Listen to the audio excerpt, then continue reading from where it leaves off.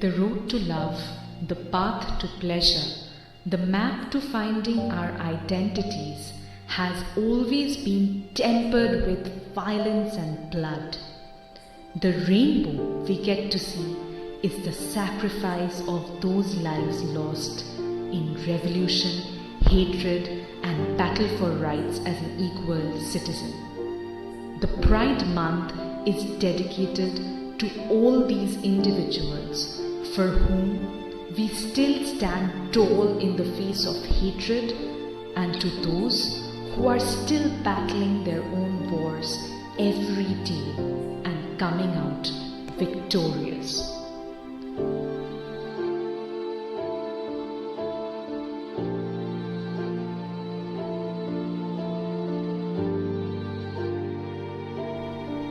Standing in 2020, a lot of questions still remain unanswered to many.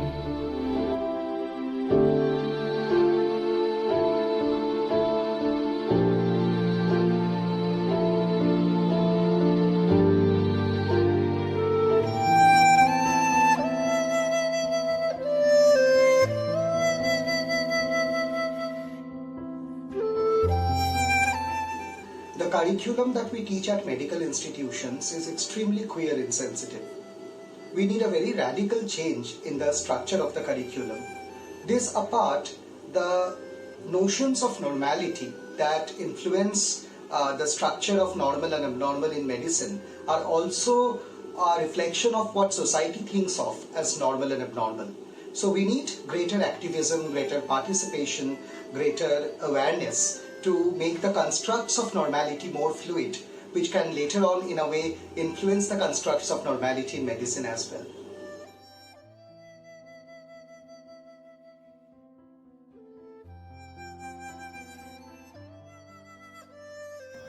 We transgender people are a part of this society.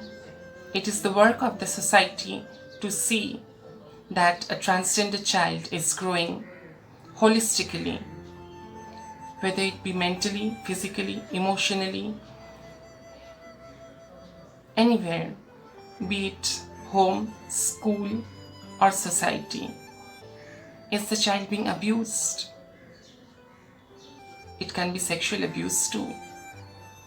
Society has to be very alert and take care of this arena also. If the child is sexually abused, it is the work of the society along with the parents to bring back the child into a very healthy state of mind. What about the trans youth? Give them equal platform, equal opportunity. They don't need anything extra. They will prove their worth and get the job. Economic independence will give them a huge boost.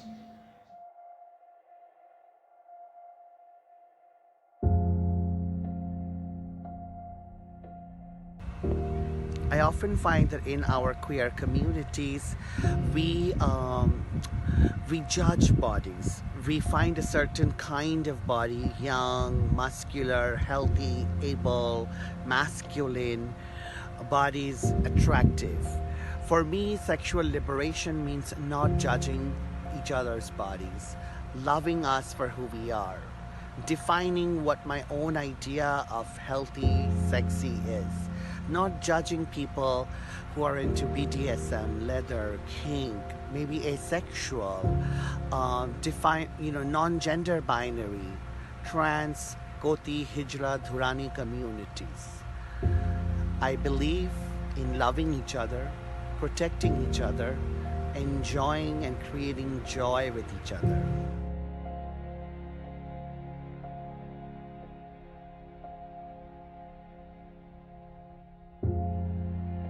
We need to resist the binary mindset and force our non-binary narrative into conversations and discussions in our day-to-day lives.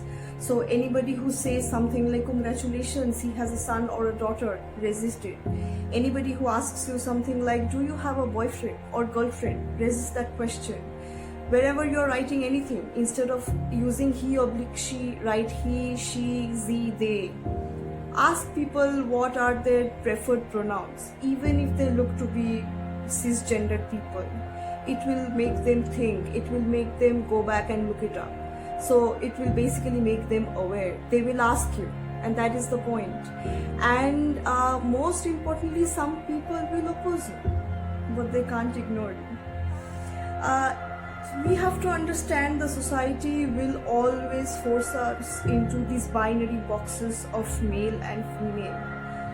But the world is not black and white, and the world is not even grey.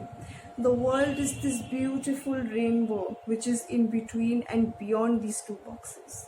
And it is our responsibility to break the binary narrative and visibilize this rainbow, to celebrate this rainbow in each and every day of our lives, in each and every conversations we have.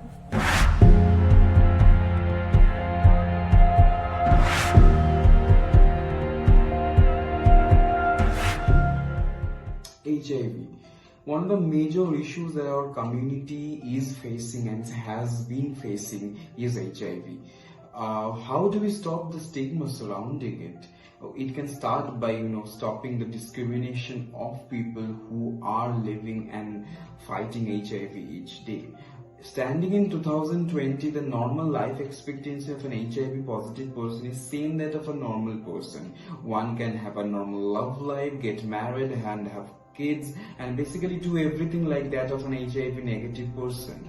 So stop treating it like a taboo, and having HIV doesn't mean you are given a death sentence. You just need to have a positive mindset towards living life and have basic knowledge about sexual health so that you can prevent yourself from getting HIV or any kind of STD, or even if you have it or get it, you may know where to go and what to do after that.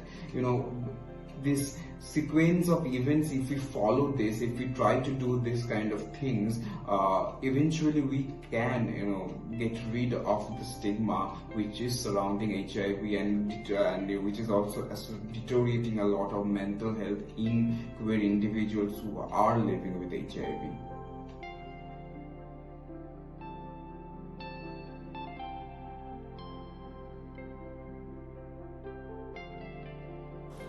As parents, we need to be supportive and understanding.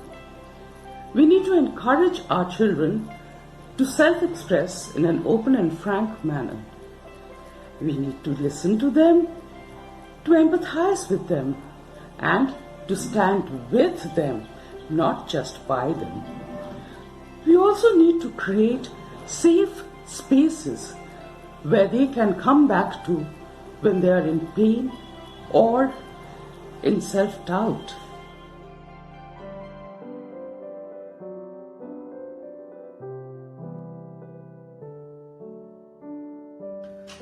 To synthesize people, we need to start working from the very basic level of the understanding. What is it? It's a school. School from the very primary level in a school, we need to learn about the gender studies, about the alternative genders, what kind of problems do they face, and most importantly, what is alternative sexuality and gender. We need to understand that and to synthesize and to help people, the teachers, to understand it. What we have to do, we need to organize some workshops, some seminars. We need to reach out to the people. Most important thing, what we need is a strong governmental policy. Efficient governmental policy is very much needed, and this is the need of this hour.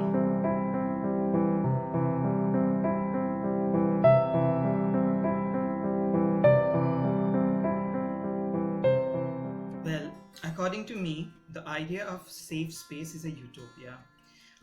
There can be no safe spaces, not even in our own heads. So creating safe workspaces is an impossible task. What we can do is make the workspaces more humane, more productive, and hence more enabling. An enabling workspace inspires people to put in their best efforts according to their merits and hard work, and listens to grievances of team members and addresses them without judging the person's worth by their gender and sexuality identity alone. Even queer-dominated workspaces are not entirely enabling, as there is a lot of internal phobia and discrimination at play. So will things change for the better soon? I doubt it. But we will keep fighting for our rights to dignity at our workspaces. In the meantime, my advice to all the hardworking and talented rainbow people out there. 1. Never let down your guard and doubt your own capabilities. 2. If people doubt your capabilities because of your gender and sexuality identity, prove them wrong. And 3. Learn and always enhance your skills to do better, no matter whatever that is that you are doing for a living. Fight for your rights, not for charity.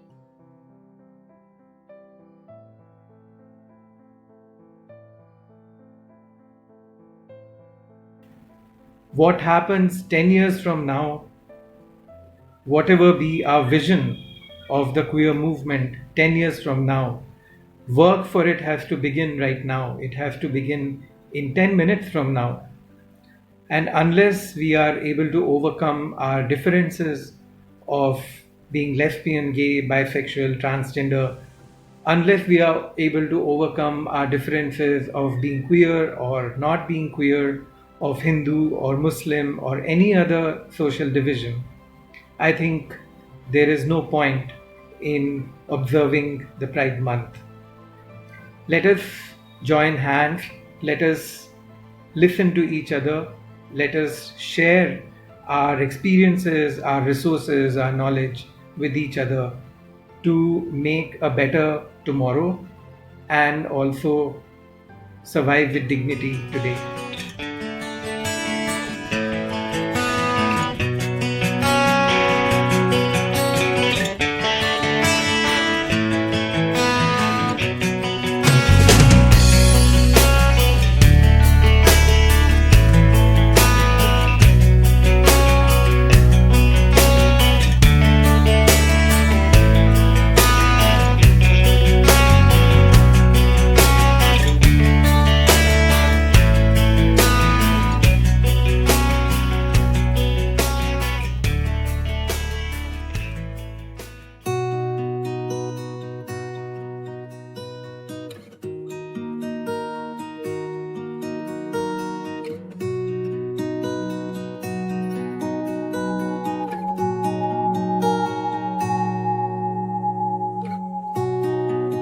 सुनो ये फिक्र मांगता है,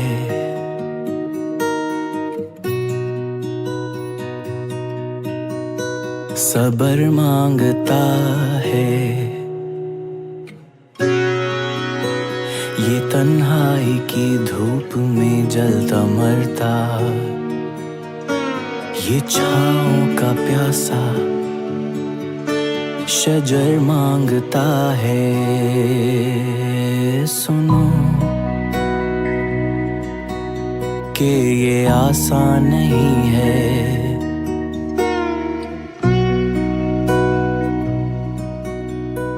कि बैठे बैठाए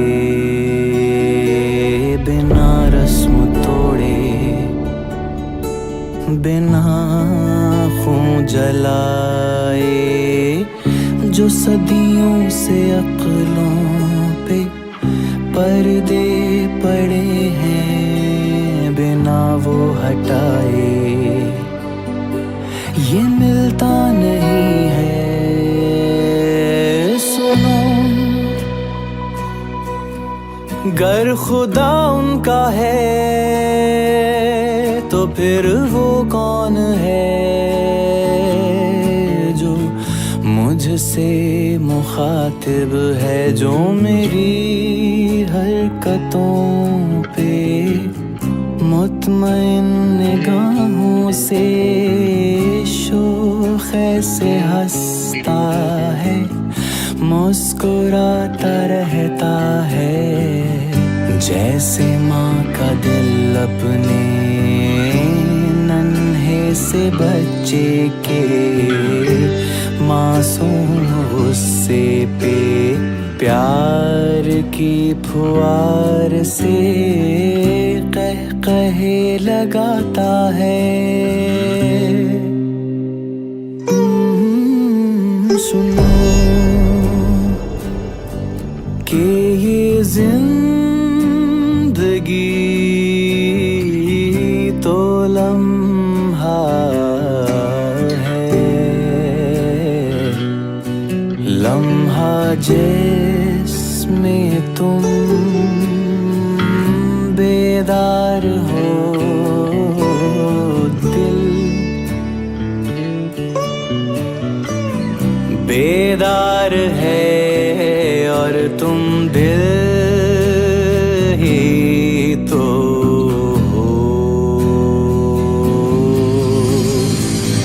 लम्हा जो के फानी है, सबको मौत आनी है, तब ना रस्म ना वो लोग ना वो सोच कुछ नहीं होगा। और याद होगा बस वो पल जिसमें जिंदगी जी थी, जिसमें दिल की सुनी थी, जिसमें जिंदगी जी थी, जिसमें दिल की सुनी थी, जिसमें जिंदगी जी थी, जिसमें दिल की सुनी थी, जिसमें जिंदगी जी थी, जिसमें दिल की सुनी थी, जिसमें